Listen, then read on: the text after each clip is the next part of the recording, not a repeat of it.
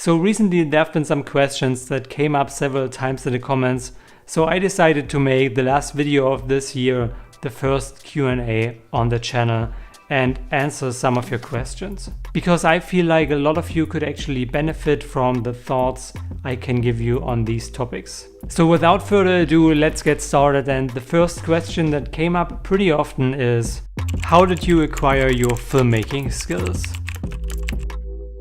Just YouTube, or did you take some courses as well? I've talked about this a few times before, I think, and no, I actually didn't take any courses and didn't go to school for filmmaking or anything creative at all. It just came after time. I mean, I made videos for the last 5 to 6 years on and off, like travel videos and stuff like that, small music videos for myself and for friends. So yeah, it was kind of always in my mind, but I never really thought about making this my career. And I always wanted to do something creative because I've been a musician since I was, I don't know, I guess 6 years old. I've played the guitar, I've played piano, and I've played drums. I went to school for like vocal education, like I was in a choir. I had singing lessons. Is it called singing lessons? I don't know. You know what I mean. Yeah, I've always wanted to go after a career in music. But this was actually harder than I thought. I've released several records, a full-length LP, an actual physical record. But yeah, it was kind of hard, and I think I didn't put enough energy into all of this. And then I just bought a new camera earlier last year, the GH4. And after I got the camera, which I mainly got for travel videos and stuff like that, I thought, well, now I have this new camera, so I just should use it, I guess. So I started this YouTube channel and I started to put out more and more videos, and more and more people saw those videos. And yeah, that kind of got me my first clients, and then everything built on top of that. And it's been quite a journey over the last month, and yeah, I'm happy with it. But to answer this question again, no, I didn't take any course. I don't have any education in this. I just learned filmmaking by myself. Not even that much through YouTube, because I started watching YouTube videos mainly to kind of get inspired about what I could do with the YouTube videos. And of course some technical stuff, and if I don't know anything I need in Premiere or After Effects, I probably just look up a tutorial. But it's not that I learned filmmaking from the beginning through YouTube. Like all my composition stuff came through several years of just trying it out on my own. And that's, for me actually, I think that's been the best way to do it. And I highly encourage all of you to not follow all these YouTube trends and social media trends, but if you want to do something creative, try to withdraw yourself a little bit from these social media platforms, because I feel like they can destroy your natural talent and yeah, kind of ruin your inspiration a little bit, if you know what I mean. Like they can spoil you with all these fancy looks other people have in their work, and yeah, it's just not the best way to always focus on other people's work. Just focus mainly on your own work.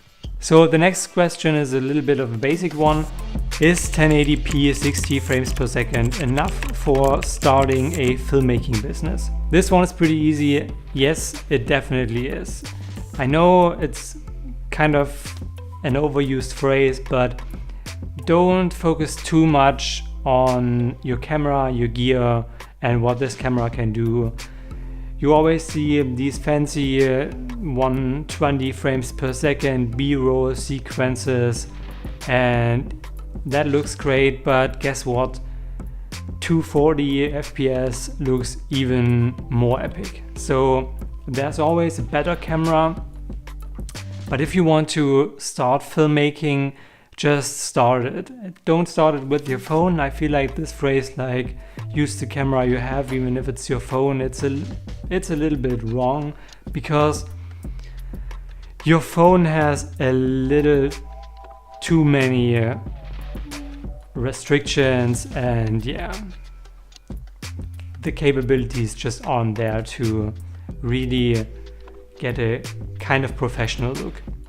I mean, of course, there are movies that were shot on an iPhone. That's great, but if you look at it, you definitely see the lack of depth of field and the overall quality. I mean, the thing most people forget when they talk about this is that yes, an iPhone can produce pretty good photo and video in perfect conditions, but guess what? My A7 III can produce really good results in even not so good conditions. Of course, you can shoot some pretty cool stuff with your iPhone during golden hour, but I wouldn't recommend building a professional filmmaking or creative career with an iPhone. But I would recommend starting such a career with a camera that can shoot only 60 frames per second. That's totally enough.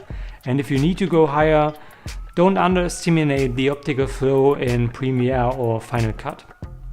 Like, this tool is really powerful. And back when I had a camera that could only shoot 30 frames per second, I really used optical flow to get slow motion. And as you can see here, it works pretty well. I mean, definitely not in all situations, but in general, it's usable. So don't focus too much on the gear you have and all the technical aspects. If you want to start a creative business, what matters the most is that you're creative and that you don't only have ideas and creative thoughts, but you can actually execute them and build from your ideas, build something for your clients. So that's the most important thing, being able to actually make something. So the next question is actually one of my favorite ones, and I wanted to answer this for a pretty long time. How the heck do people get free stuff to test? So this comment is from my Polar Pro ND filter review, and this video was sponsored by Polar Pro. I got these ND filters for free. And the amazing part is that back then I got only around, I guess, 2,000 subscribers. And I always thought, like, you only get free stuff or get sponsored if you have like at least 10,000 or even maybe even 50 or 100. I could not imagine that a brand would actually work with a creator that has such a small audience. But it happened. And here's what I think. I think a lot of those brands that are not these super big brands like DJI. Of course, DJI won't send you a Ronin S if you have 5,000 subscribers. But maybe Gatsun will, or maybe even Zhiyun will, because those, I don't want to say smaller, but not as huge brands as those highest brands like Apple, DJI, all these really big companies. They don't care about us small creators. But for all the other brands, what's most important is the quality of your work and the value you can bring to them. Like, I worked with Polar Pro, I worked with Moment and several others. And these are all really, really cool brands. Especially Moment, I was really amazed that they would just send me some of their lenses. I mean, this is really expensive stuff and I didn't pay anything for it. And I even made money through the affiliate links. So yeah, my biggest and most important thought on that is that it's all about the quality, and that doesn't have to be like your optical quality and all that stuff. You don't need the newest camera for this. I haven't had the newest camera back then, but they have to see that you actually care about all aspects of your work. Like there's information in that, there is some thought in the visual aspects and everything. They have to see that even though you're just starting out, that you have a professional mindset and that it's worth investing in you for such a company. I hope this kind of makes sense. Like, definitely, if you're a small creator, don't hesitate to reach out to brands to get free stuff. If you feel like you can bring something to these brands, like offer them some value. They offer you enough value through their products, through paying you with affiliate programs and all that stuff. But you have to give something back. Don't care too much about all these numbers. What's most important is the quality and the value of what you're doing. The next question is actually a pretty personal one. Do you find enough time to write and make your own projects as a freelancer? So these are still really the early days of my business, but yes, I do find enough time for my own projects, because something like this YouTube channel, I still consider my own stuff, because even if I earn some money through it, it's not like a real business yet. But I also find enough time for like really passion projects, and the key for me was to kind of figure out what I really need, how much money I really need to make, and how much time I need to spend really working. And in the end, I realized that I don't have to work like 40 hours a week to have the lifestyle I want to have right now. But keep in mind, I don't have kids, I don't have a car, I don't have any real responsibility besides my apartment, my girlfriend, and the responsibility for myself. But for that, I can get away with working like 30 hours, sometimes a bit more, of course, if it's really a busy week or a busy month. This can happen and this is totally fine. But I personally don't want to work 40 hours or even more just for other people. And by having this mindset, I still find enough time to go after my own projects and the stuff I want to create. I'm currently planning my first short film, which I hope to realize earlier next year, hopefully in spring, but we will see how everything works out. Just working on the treatment, getting the people together. But yeah, I feel like if you don't have enough time to create the stuff you want to create and create something for yourself, then you're probably doing something wrong. It's all about priorities. What do you really need? How much money do you need? How much do you have to work? All that stuff. Figure it out for yourself, and there's probably a good chance you don't need as much money as you may think.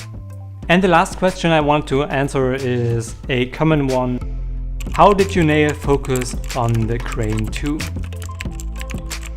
Well, it's pretty easy, autofocus. I highly recommend to all of you who have some of the newer Sony cameras, or in general cameras with a good autofocus system, get to know your autofocus system and use it if you need it. That's another myth I hate about all this YouTube filmmaking tutorial stuff, that people tell you all the time you shouldn't use autofocus as a filmmaker, because that is just bullshit.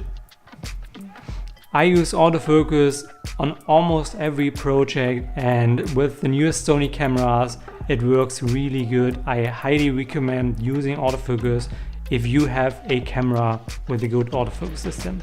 You definitely shouldn't use it all the time, and there are definitely times when an autofocus system won't do what you need, so you have to manual focus.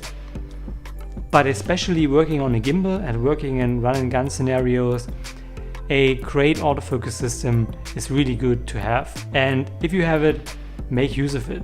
Don't hesitate to use your autofocus as a filmmaker. So these are actually the most interesting questions for me, and where I thought you could get some benefit from if I talk a little bit about these topics. If you have some more questions for a future Q&A, definitely leave them down in the comments.